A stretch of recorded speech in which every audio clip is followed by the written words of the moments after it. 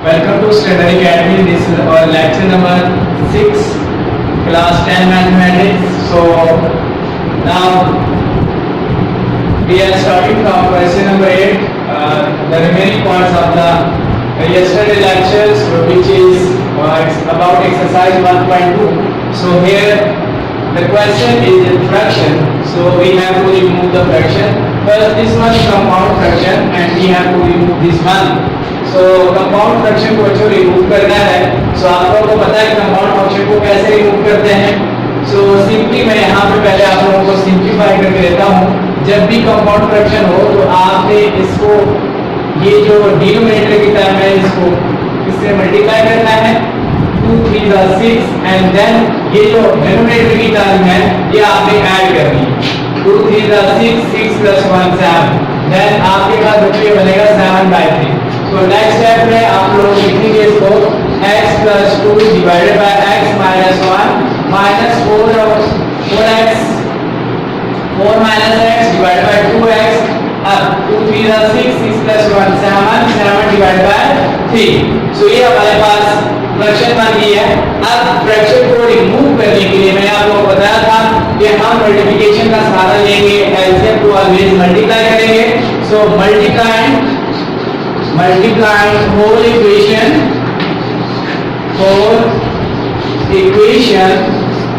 इसके साथ जो मल्टीप्लाई करना है 3 into 2x into आपके पास क्या है x - 1।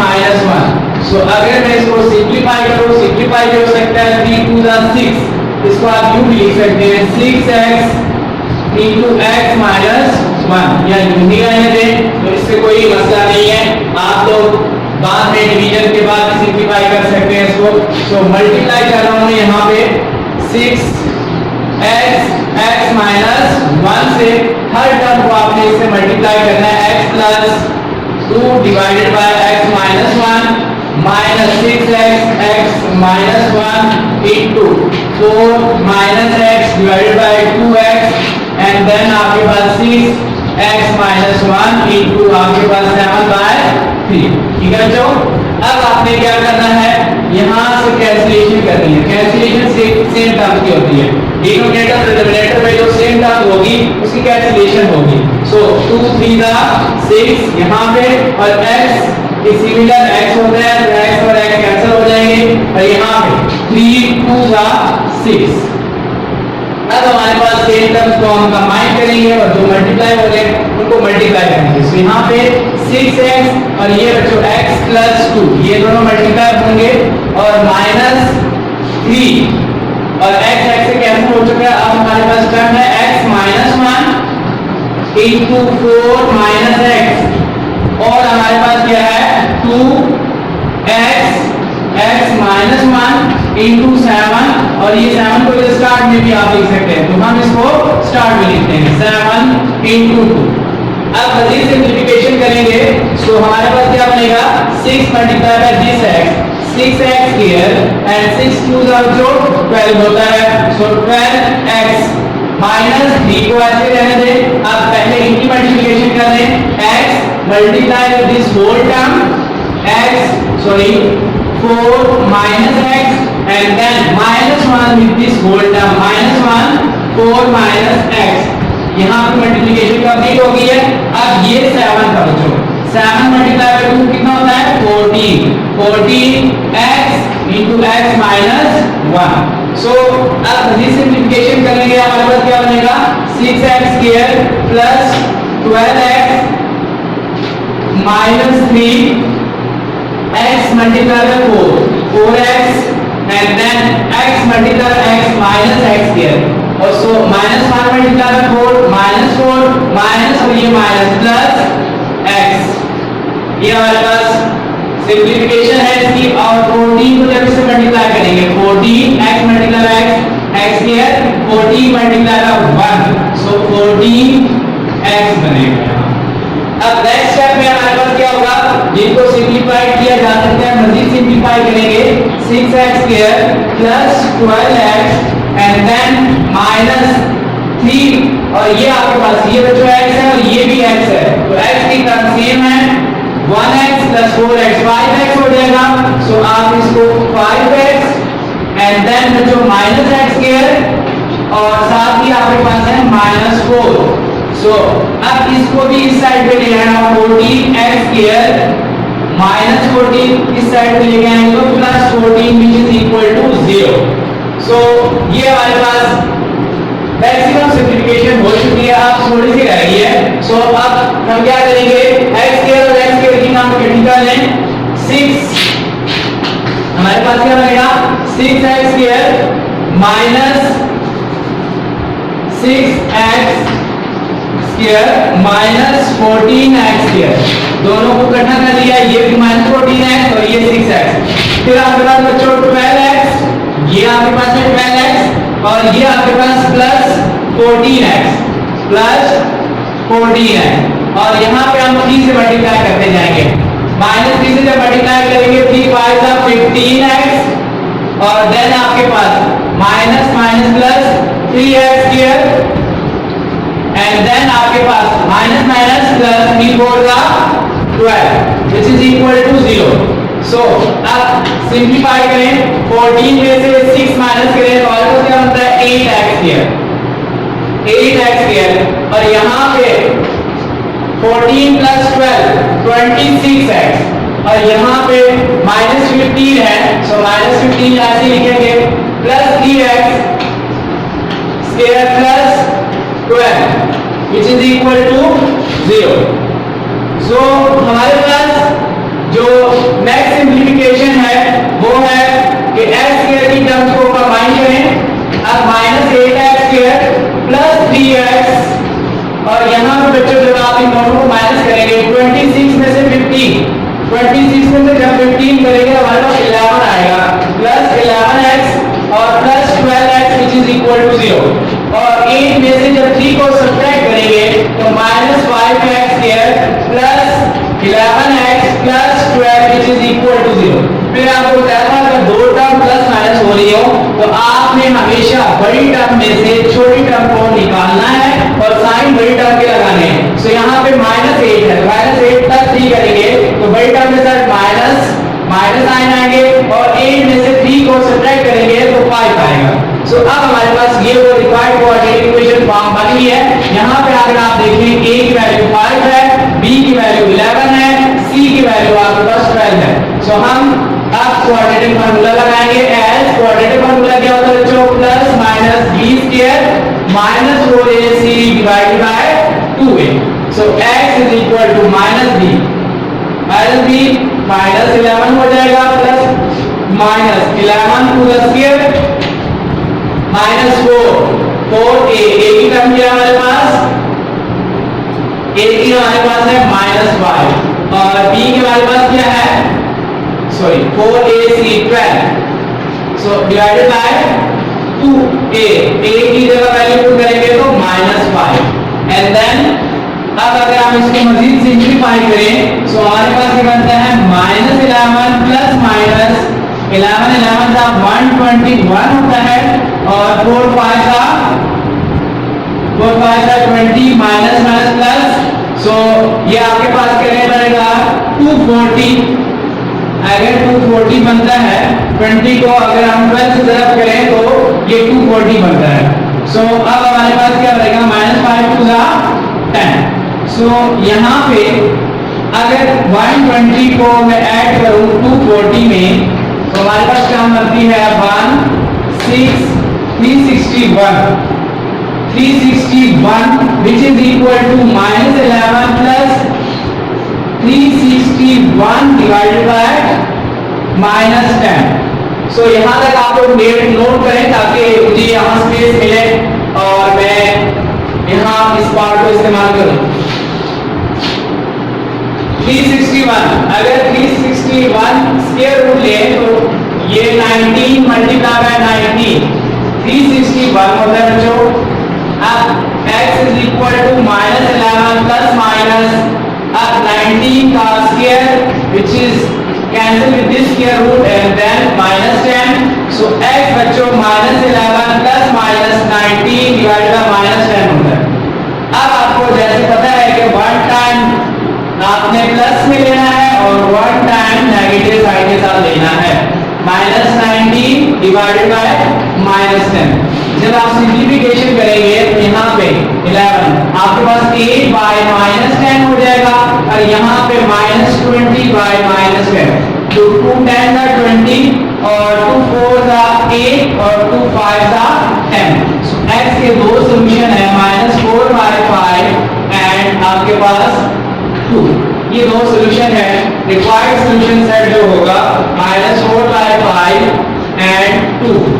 ये आंसर है जो आपने फाइंड आउट करना था। अब क्वेश्चन नंबर 9 है कि अवर x minus b plus b और x minus a which is equal to 2। सो अब दोबारा फ्रैक्शन है और फ्रैक्शन को खत्म करने के लिए हमने मल्टीप्लिकेशन का सहारा लेना है। सो एलसीएम को मल्टीप्लाई करेंगे पूरी इक्वेशन से। एलसीएम यहाँ हमारे पास बनेगा x minus b और x minus a या x minus a x minus b। अब इस प्रोडक्ट टर्म को पूरी इक्वेशन से मल्टीप्लाई करना है। सो आपने मल्टीप्लाई किया x minus a को फर्स्ट टर्म फिर सेकंड टर्म फिर थर्ड टर्म के साथ। सो सिंगुलर टर्म कैंसिल कर दिए मैंने, सिंगुलर टर्म कैंसिल हो गई है, इधर सिंगुलर टर्म थी नहीं तो आपने जस्ट मल्टीप्लिकेशन किया। अब नेक्स्ट स्टेप में मल्टीप्लिकेशन करेंगे। a multiply with this ax, a multiply with this a multiply with a square. यहां पे एक साथ प्लस है, प्लस माइनस माइनस होगा। और अगर कोई साइन ना हो तो यूं समझ लेते हैं कि प्लस के साइन है और जब प्लस के साइन हो तो अंदर वाले साइन चेंज नहीं होते। e multiplied by x dx and b multiplied by this b minus b square which is equal to 2x। ये टर्म मल्टीप्लिकेशन आपको मैंने कहा था फर्स्ट टर्म के साथ ये सारी टर्म फिर सेकंड टर्म के साथ ये सारी term. So x multiplied by this whole term and then minus a multiplied by this whole term। सो अब आपके पास बच्चों मल्टीप्लिकेशन होगी x multiplied by x x square minus x multiplied by b bx। So minus a multiply by ax minus ax और minus multiply by minus minus minus plus a multiply by b ab। सो यहां तक अब हमारे पास x की terms को इकट्ठा करना है। ax और bx को मैंने इकट्ठा भी किया है, माइनस a स्क्वायर और माइनस b स्क्वायर को इकट्ठा लिखा इक्वल के, और इस साइड की जो टर्म है इनको भी आपने सिंपलीफाई करने के बाद लिखा है। और उसके बाद हमारे पास नेक्स्ट स्टेप में क्या होगा कि ये 2 अंदर तमाम टर्म से मल्टीप्लाई हो जाएगा। 2 मल्टीप्लाई बाय x स्क्वायर तो 2x स्क्वायर हो जाएगा, 2bx माइनस 2bx हो जाएगा, माइनस 2ax जब इसको मल्टीप्लाई करेंगे and then multiply with this 2 तो प्लस 2ab बन जाएगा। अच्छा बच्चों अब क्या होगा, अब ये वाली जो सारी टर्म है राइट की सारी टर्म मैं लेफ्ट साइड पे शिफ्ट कर रहा हूं। सो लेफ्ट पे क्या है 2x के लिए तो ऐसे ही आ जाएगा, फिर 2ax के बाद ये माइनस 2ax लिखा और ये ax की टर्म जो है ये मैंने शिफ्ट कर दी है लेफ्ट हैंड साइड पे। So left hand right hand side sorry right hand side left से टर्म सारी लेफ्ट से टर्म राइट पे शिफ्ट कर तो राइट हैंड साइड पे शिफ्ट थी। फिर आपके पास माइनस 2bx ये तो ऐसे ही रहेगा और ये जो bx है ये आपने शिफ्ट कर दिया राइट हैंड साइड पे लेफ्ट से तो माइनस 2bx बन गया। सो माइनस bx और ये माइनस a स्क्वायर जब आप लेफ्ट साइड पे शिफ्ट करेंगे तो प्लस a स्क्वायर और ये आपके पास माइनस b स्क्वायर जब आप दूसरी साइड पे शिफ्ट करेंगे तो प्लस b स्क्वायर बनेगा। अब हमारे पास जो टर्म बनी 2x स्क्वायर माइनस 2ax और माइनस ax तो ये 1 है ये 2 है, माइनस 1 माइनस 2 माइनस 3 होता है और यहाँ भी 2 है माइनस 1 माइनस 3 और यहाँ पे a square plus b square plus 2ab ये तो फॉर्मूला होता है a plus b whole square का, तो आपने a plus b whole square बना लिया है। अब यहाँ पे अगर आप सिंप्लीफाई करें तो आपके पास ये क्या बनता है 2x स्क्वायर यहाँ से माइनस कॉमन ले लें और x कॉमन ले लें तो 3a प्लस 3b बनता है और प्लस आपके पास ax a plus b whole square बनता है। अगर आप इस टर्म को ऐसे ही फॉर्मूले में पुट कर दें तो थोड़े से स्टेप ज्यादा करने पड़ेंगे आपको सॉल्यूशन तक पहुंचने में। अगर आप इसमें से 3 कॉमन ले लें जैसे मैंने लिखा हुआ है -3 कॉमन तो आपके लिए थोड़ा सा इजी हो जाएगा क्वेश्चन, आसानी से आप सिंपलीफाई कर सकेंगे। सो अब a की वैल्यू हमारे पास 2 बन गई है, b की वैल्यू -3 a प्लस b बन गई है और c की value a plus b whole square बन गई। अब हमारे पास इक्वेशन क्योंकि ऑलरेडी स्मॉल अल्फाबेट्स आ रहे हैं तो हमने कैपिटल अल्फाबेट में फॉर्मूला लिखा x = -3 + -b square -4ac divide by 2a। इसे डिफरेंशिएट करने के लिए है, इससे कोई फर्क नहीं पड़ता कि आप स्मॉल अल्फाबेट्स यूज करें या कैपिटल अल्फाबेट्स यूज करें, इससे कोई फर्क नहीं पड़ेगा। अब x b की वैल्यू हमारे पास ये -3 कर दी -4 a की वैल्यू जो 2 है और c की वैल्यू आपके पास a + b होल स्क्वायर है, ये आपने 2 कर दी डिवाइड बाय 2a। सो अब क्या होगा, ये माइनस और ये minus, minus minus plus 3ab बन गया प्लस, और यहाँ पे आप देखिए स्क्वायर थ्री टर्म था, अगर माइनस में माइनस मल्टीप्लाई बाय माइनस क्या होता है प्लस, तो ये स्क्वायर के टर्म के साथ माइनस प्लस हो जाएगा, +3 हो जाएगा, और +3 स्क्वायर है तो स्क्वायर इस टर्म का भी और इस टर्म का भी है, 3 का square plus ab whole square, और -2 4 का 8 और ये ab होल स्क्वायर बनेगा। ये चीज थी जो मैंने जिसकी वजह से 3 कॉमन लिया आप लोगों के लिए। अब 3 का स्क्वायर बच्चों क्या होता है 9, और a + b होल स्क्वायर को ऐसे ही रहने दें, और ये -8ab होल स्क्वायर रहेगा डिवाइड बाय 4। तो अब आपके पास क्या बनेगा 3ab plus minus 9ab whole square, ये टर्म ये आप यूं समझ लें कि आपके पास है 9x² माइनस 8x²। बच्चों आप कैसे लिखते हैं x², similarly 9ab whole square minus 8ab whole square, ये a + b होल स्क्वायर बनेगा। a + होल स्क्वायर का आप क्या करें, 9 में से 8 चला जाएगा तो 1 लिखने की जरूरत नहीं होती, तो आप 1 ना लिखें, और a + b होल स्क्वायर है divide by 4, a + b whole square square root के साथ कैंसिल हो गया, तो आपके पास 3a + b plus minus a + b divide by 4। ये आपके पास अभी दो फॉर्म बनी है, जो फर्दर सिंप्लीफिकेशन होनी है उससे मैं स्पेस बना दूं, फिर आप लोगों के लिए सिंप्लीफाई करूंगा। सो अब दो प्लस माइनस के साथ है तो हम कहते हैं either 3a + b + a + b divide by 4, या सॉल्यूशन ये है, या हमारे पास है 3a + b minus a + b divide by 4 है। सो 3a + b + a + b, ये 3 + 1 कितना हो जाएगा 4, a + b 4 divide by 4, 4 cancel हो जाएगा, a + b आंसर आ गए। अब 3 में से 1 जाएगा तो 3 - 1 बेटा 2 हो जाएगा, 2a + b divide bye 2, a + b divide bye 2, ये हमारे पास आंसर आ गए हैं। रिक्वायर्ड सॉल्यूशन क्या है, a + b और a + b divide bye 2। So question number 10 और -ln -ln² + 2l + m = 0, और यहाँ पे आपको एक कंडीशन दी गई है l not equal to 0, but l इसलिए 0 नहीं होनी चाहिए, अगर s के कोएफिशिएंट 0 हो जाएगा तो ये इक्वेशन क्वाड्रेटिक नहीं रहेगी, सो इसलिए l not equal to 0 की कंडीशन है। सो हमने इसको अरेंज किया है, स्क्वायर फिर x, फिर आपके पास कांस्टेंट टर्म लिखी है कि l = -l, b ये इस टर्म के बराबर है, c इस टर्म के बराबर है, ये आपको कोएफिशिएंट, फिर हमने सिंपलीफाई रूल करने हैं, b के वैल्यू फिर b² -4 -l minus this term -l + m, जब आप मल्टीप्लिकेशन करेंगे तो यहाँ पे a का स्क्वायर प्लस b का square plus 2ab minus minus plus plus minus minus 4l और l + m divided by -2l, और जब आप इसको मल्टीप्लाई करेंगे 4 मल्टीप्लाई बाय 4l² माइनस आपके पास 4lm, और ये 4l² -4l² ये कैंसिल हो जाएंगे, और आपके पास 4lm और -4lm कैंसिल हो जाएंगे, m² रह जाएगा, m² को आप सिंपलीफाई करेंगे और सिंपलीफाई करके एंड तक आंसर लाएंगे, तो ये आंसर है 1l + m divided by l, ये वो रिक्वायर्ड आंसर है जिसे हमने फाइंड करना था। So that's all from lecture number 6 class 10 mathematics. पढ़ने लिखने और सीखने के अमल को जारी रखना है, लेक्चर्स को ज्यादा से ज्यादा शेयर करना है ताकि ज्यादा से ज्यादा स्टूडेंट सीख सकें। स्टैंडर्ड एकेडमी सब्सक्राइब करें, बेल का आइकन दबाएं ताकि हर एक लेक्चर की नोटिफिकेशन मिलती रहे। Thank you.